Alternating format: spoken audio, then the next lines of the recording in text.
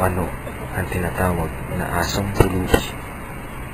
Nagsimula akong alamin kung totoo ba na may asong pulubi. Katha lamang ba o totoo ang asong pulubi? Ito ba'y isang aso o isang tao? Isang kaibigan ang nagtanong sa akin kung nakita ko na daw ba ang asong pulubi. Bago siya umalis dito sa bansa, ito ang mga huling salita na kanyang sinabi.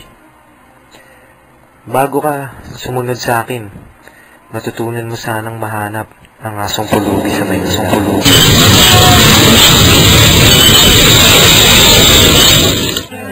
Ngayong nabigyan ako ng pagkakataon, ito ang aking misyon. Ang hanapin yung sinasabi niyang asong pulubi. Makain na ako. Pupunta ako ng interview tungkol sa yun nga, sa sinasabi nilang asong pulubi.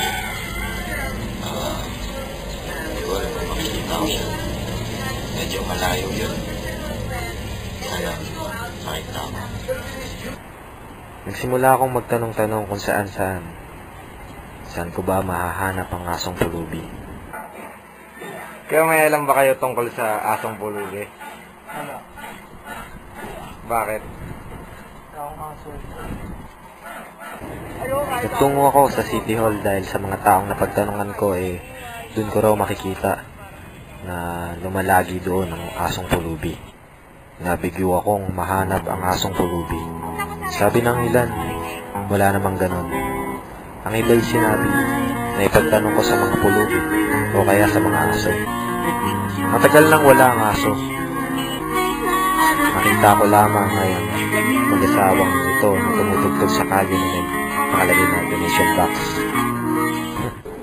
Sinimulan ko ito sa Maynila, ang lugar na sinabi ng aking kaibigan. Naitanong ko sa sarili ko kung kaya ba ng isang aso ang mamalimos. Kaya niya nga ba? Ang mga aso sa kalye, may alam kaya sila tungkol sa asong pulubi?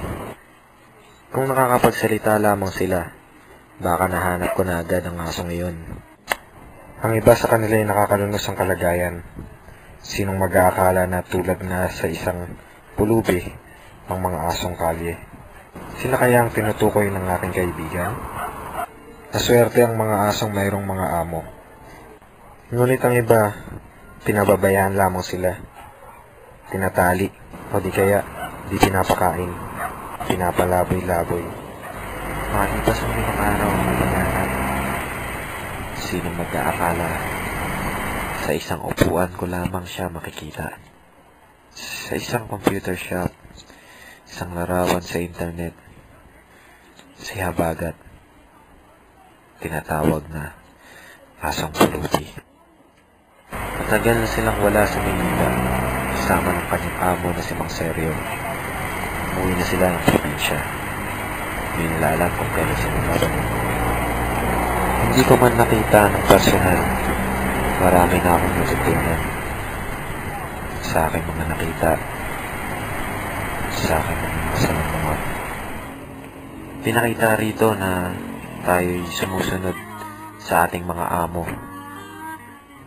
ng lipunan, pero namamalimos pa rin tayo sa pagkakakilanlan, pinaparaos ang mga araw.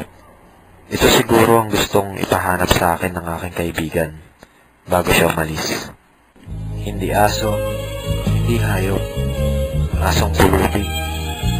Isang sitwasyon ng ating lipunan ngayon. Si Habagat, kumakatawan lamang sa sitwasyon ng ating lipunan. Totoo na may asong pulubi. Totoo.